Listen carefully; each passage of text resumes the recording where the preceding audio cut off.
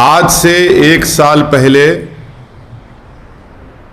हमने भारत के 20 बहादुर सिपाहियों की जान को गंवाया और उनकी जान इसलिए गई क्योंकि चाइना की पीएलए की आर्मी ने हमारे इन 20 बहादुर सिपाहियों के और लेफ्टिनेंट कर्नल की जान ले ली।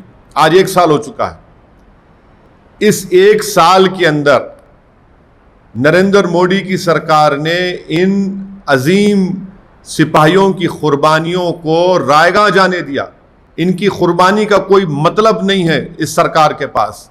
ये मैं इसलिए कह रहा हूं कि डेप्सांग, गोगरा, हॉट स्प्रिंग्स और डेमचौक में आज भी इंडिया की टेरिटरी में चीन की पीएलए की फौज बैठी हुई है।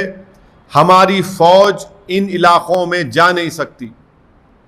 तीसरी चीज ये है कि नरेंद्र मोदी भारत की फॉरेन पॉलिसी को अपनी करिश्मा के ऊपर, अपने पर्सनल करिश्मा के ऊपर चलाना चाहते थे और उसका खमियाजा देश भुगत रहा है। एक साल हो गया और एक साल के अंदर 1000 स्क्वायर किलोमीटर पर भारत की टेरिटरी पर चीन की फौज बैठी हुई है। नरेंद्र मोदी की सरकार पिछले 13 महीने से ना कोई प्रेस कॉन्फ्रेंस करती है, ना कोई प्रेस ब्रीफिंग देती है और ना पार्लियामेंट में जब मेंबर्स ऑफ अपोजिशन के एमपीज उठकर सवाल करते हैं लद्दाख के ऊपर तो उसका जवाब देती है। नरेंद्र मोदी की सरकार लद्दाख में बुरी तरह नाकाम इसलिए भी हो चुकी है क्योंकि वो देश को नहीं बता रही है कि इनकी स्ट्रेटजी क्या है, इनकी पॉलिसी क्या है और कैसे उस टेरिटरी को चीन से हासिल किया जाएगा। लेगेसी इश्यूज नहीं है, हम सिर्फ 1000 स्क्वायर किलोमीटर की बात कर रहे हैं। नरेंद्र मोदी की सरकार लद्दाख में इनकी नाकामी की वजह से आज हमको अपनी भारत के बॉर्डर की हिफाजत करने के लिए फॉरेन कंट्रीज के मिलिट्री की हेल्प लेना पड़ रहा है और यूएस से हमने ड्रोन हासिल किया है। आज नरेंद्र मोदी की सरकार ने चीन के खिलाफ लद्दाख में नाकामी की वजह से हम कभी भी पाकिस्तान पर हमला नहीं कर पाएंगे क्योंकि अगर हमला करेंगे तो हमको हमेशा चीन के मिलिट्री रिएक्शन को देखना पड़ेगा।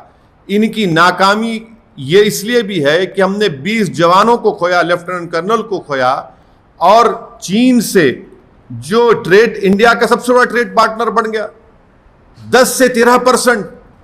आप बताइए कि हर महास पर नरेंद्र मोदी की सरकार ने हमारे 20 अजीम सिपाहियों की कुर्बानी को रायगा जाने दिया। उनके खून, उनकी जान की कोई अहमियत नहीं रही। आज भी उन मुकामात पर चीन की फौज बैठी हुई है। मैं ये भी आपको बताना ज़रूरी समझता हूँ कि जो परसों गाज़ियाबाद में जो वाक़या हुआ जिसमें एक 70 साल के अब्दुस समद सैफी को बुरी तरह मारा गया, पीटा गया और उनकी दाढ़ी को काट दिया गया। कौन है ये लोग? ये वही लोग हैं जो भारत के मुसलमानों में नफरत को पैदा कर दिए हैं। आज क्या मुसलमानों की कोई डिग्निटी नहीं है? क्या एक ज़ईफ मुसलमान जो 72 इयर्स का है उसकी दाढ़ी की डिग्निटी नहीं है? बुरी तरह पीटा जा रहा है, बुरी तरह मारा जा रहा है, वीडियो निकाला जा रहा है और ये बराबर 2014 से जब से नरेंद्र मोदी की सरकार आई है राइट टू डिग्निटी जो मुसलमानों का है उसको छीन लिया जा रहा है। कभी अखलाक को मारा जाता है, कभी पीलू खान को मारा जाता है, कभी जुनैद को मारा जाता है, कभी अकबर को राजस्थान में जला दिया जाता है। ये कंटिन्यूस वाक़यात चल रहे हैं। ये इसलिए चल रहे हैं क्योंकि इन ये जो करने वाले हैं पूरे शैतान हैं। इनको इंसान नहीं कह सकते, हैवान बन चुके। उनको मालूम कि जब ये करेंगे तो महापंचायत होगी, उनको बीजेपी और आरएसएस की तरफ से उनको पॉलिटिकल पावर मिलेगा।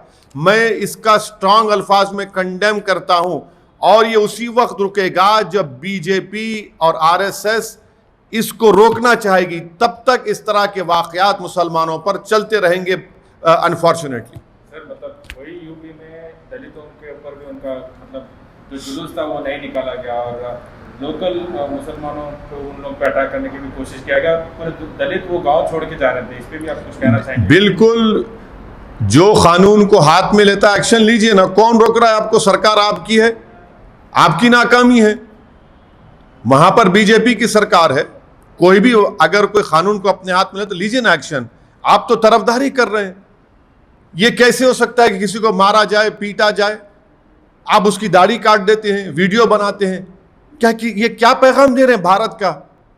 ये तो हर इंसान शर्मिंदा है, जिसके दिल में इंसानियत है वो शर्मिंदा है इन वाकयात को देखकर। नेशनल दस्तक की आपसे गुजारिश है कि अगर इसको बचाना चाहते हैं तो नेशनल दस्तक को सब्सक्राइब करने के लिए रेड कलर के सब्सक्राइब बटन को दबाएं, फिर बेल आइकन की घंटी दबाएं। नेशनल दस्तक को बचाने के लिए बहुत जरूरी है कि हर खबर को शेयर करें, लाइक करें, कमेंट जरूर करें।